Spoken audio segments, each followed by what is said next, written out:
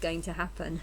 I've heard a lot of people say that Aaliyah was groomed when she met R. Kelly. In my past life, I met him when I was 14. Okay, we did have an inappropriate relationship because I was underage. But at the same time, there was a lot of good in the relationship because Aaliyah managed to gain a career out of it, got loads of good songs, and gained fame from it. So this event kind of changed her whole life in a really positive way. That didn't happen to me in my current life. And therefore my dreams ended up being killed because I didn't have anyone to share the dreams with, and I didn't have anyone to help me. You know, good and bad comes together. Okay, it was an inappropriate relationship, but a lot of good came out of it, and I would far rather have met him in my current life if that's what it took to get the career that I got. And I know others weren't quite as lucky, basically. They didn't manage to get the fame or success that Aaliyah got. But at the same time, this is how he ended up kind of thinking that wrong was right, because it was okay in Aaliyah's circumstance because she did gain a career out of it and it did work to her benefit. So with that background and with that experience, you know, he probably had a different view on whether sleeping with a younger person is wrong or right. Everyone has different life experiences and you base your opinions on different life experiences. So I think that would have led him to make a few more mistakes by not caring about people's ages,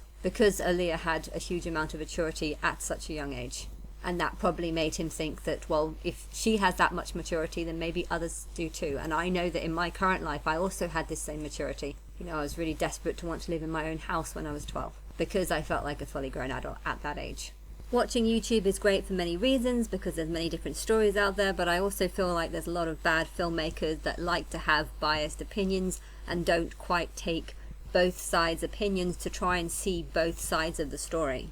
And I feel like by not being able to see both sides of the story, people can accuse other people of being the manipulators when really they are the ones that are doing the manipulating, because they are the ones that are getting lots of people to watch their videos and manipulating them by what they say on their videos, the wordings of it. The Jeffrey Epstein story seems to be a similar case to both of them, and this trafficking word is thrown about quite a lot within most of the documentaries about this guy. But if you think about it, was it really trafficking, or was he just running some sort of escort ring, but making the mistake of actually targeting 17-year-olds, you know? It's bad what he's done, and he did deserve to go to prison, yes. Because 16 and 17-year-olds should not be getting involved in massage, because massage turns into prostitution, and I believe he knew that. But by wording it as trafficking and sex slaves, and, you know, you can turn something into something so much worse than it actually was.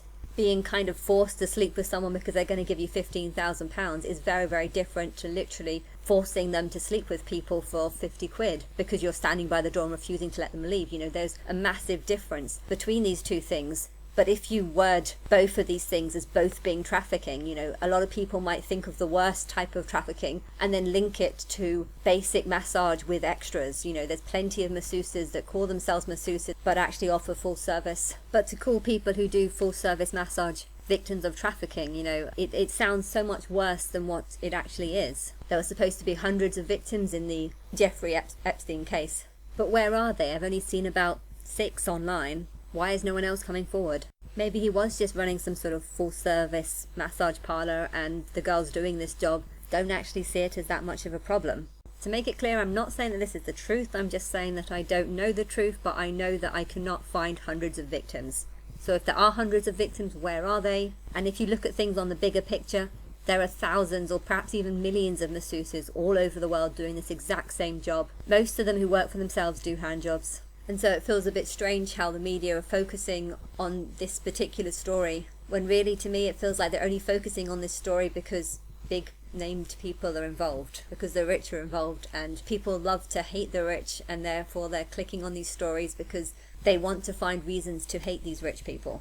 I know some were actually selected from school, which was wrong, but he was selecting pretty women from poor families, poor backgrounds. Women that didn't have much hope, didn't have many other opportunities. One of them said that they got $300 an hour, and she went back many times over a couple of months. You know, that would mount up to thousands of pounds. That's a lot of money for a 17-year-old, or was she 16? It's bad, but she would have really appreciated and been excited about this money. So it's horrible how people would ignore the positive sides of something and only just focus on the fact that she was young, underaged. I know the person who told me that I should go into massage genuinely said it because he thought he was doing me a favor, and you know what, he was right. It was a lifesaver for me.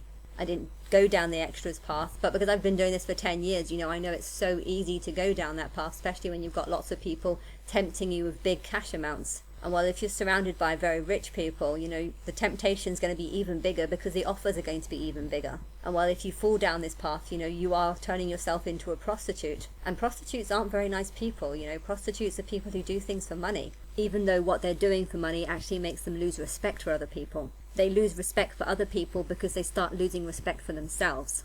Now, if they know that they can turn their circumstance or whatever they've gone through into a type of grooming and then start throwing the word sexual abuse and trafficking around, they know they'll be able to make so much more money. And well, prostitutes make money in any way they can, so why would they not lie to make money? I heard that the girl who was claiming to sleep with Prince Andrew tried to sue him for $12 million. Or was it £12 million? I mean, that's a hell of a lot of money for a couple of nights of sex. I mean, is she really worth that much?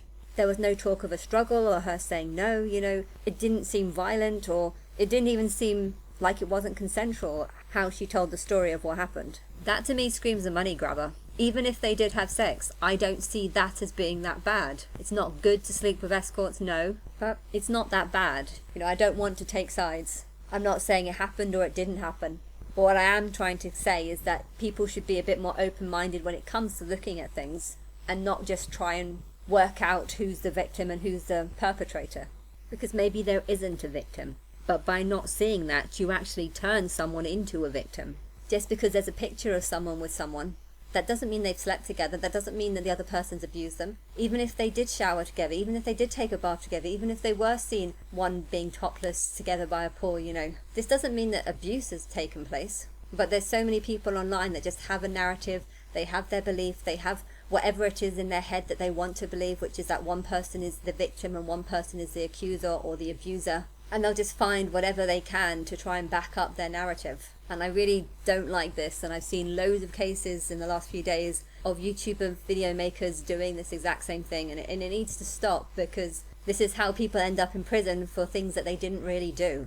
But yeah, I'm also a contradiction, so whatever I can say, I can also say the exact opposite thing and agree with that statement, and hence, when it comes to the rapture, when it comes to me and setting up this sort of false idol and this false belief that you can get into paradise by hurting me, just killing yourself afterwards, when it comes to that, you can do whatever you want and create your own narrative, copy what all the YouTubers do. But yeah, there's a reason why I say this.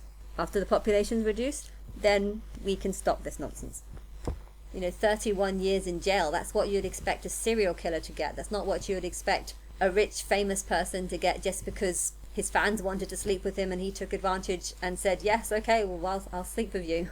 But years later, finding that the fans aren't actually fans and they really just like the sort of drama behind the stories, hence want to start spreading lies about how he's some sort of sex trafficker. There's a lot of people that are jealous over rich people, hence they'll love to sort of stir up these stories because they get to attack someone who's rich. It's like a bunch of cheetahs trying to take down an elephant. That's how I see it. And if you notice that there's hundreds and hundreds of people all saying terrible things about one person, you've got to show some kind of sympathy for that person, because hundreds and hundreds of people are ganging up on that person. In the Korean cult case, the people in the top of this occult group were trying to convince, thousands of people that their leader having lots of brides was just a normal thing. And the people that are making these documentaries and constantly calling these women victims or survivors, they're doing exactly the same thing. They're trying to spread their message, their interpretation of things. And I just wish that people would be a bit more open-minded to trying to understand how someone else would feel.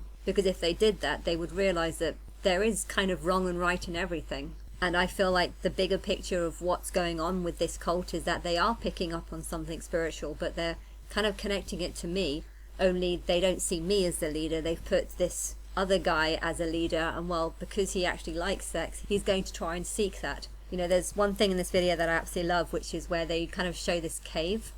Is that one of the caves? I think that the caves were purely created not as a place for people to come and pray in silence. They were a place that he could take women in and do whatever he wanted, because there's no cameras and there's no one to see him.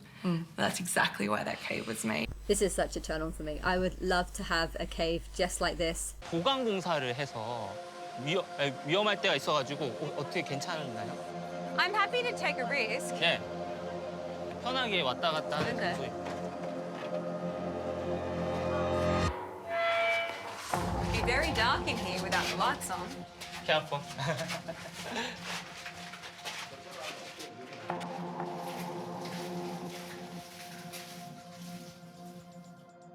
Steve, you said JMS would come down here to pray. Some of his alleged victims say that this is where they were assaulted. 그렇죠? 네, I know. You know they say that. 저의 개인 의견은 믿지는 않습니다. You don't believe it. 네. You don't believe them. 왜냐하면 여기 다 오픈된 장소이기 때문에. So if he'd really done that, you don't think he would have done it down here because people can come in at any time. It's too open. 네, 맞습니다. Okay. Okay. And I can have my little book of angels. And in that folder, there would be these pictures of different women with some sort of description. Maybe it was their height or, you know, just some sort of information about them. Hit him with that good, make a nigga act right. Broke boys don't deserve no pussy. I know that's right. Can kind of go through them. Okay, if I was to give you my order on who I'd choose, Maroon 5 guy has to come first. Then I'd have Jason, big fan of masculinity. And then I'd probably put R. Kelly third. Been there, done that, but hey, why not do it again? But of course I don't actually want to sleep with them. I just want to make it look like I can sleeping with them because I think it would be really funny to see what the YouTubers say and to stir up this sort of commotion and just, I really want attention actually. You know, I'm God and I really want attention, so I'd love to do it for that reason. One group Bible study a week became 2, and then one-on-one lectures were introduced. Amy felt heard, she felt respected, and it felt good. The love bombing and things like this that they do, that the way that they make you feel very accepted and very chosen as well, it all it fed me in a very big way, I think. And I don't think there's many people in this world that don't appreciate that kind of attention and love.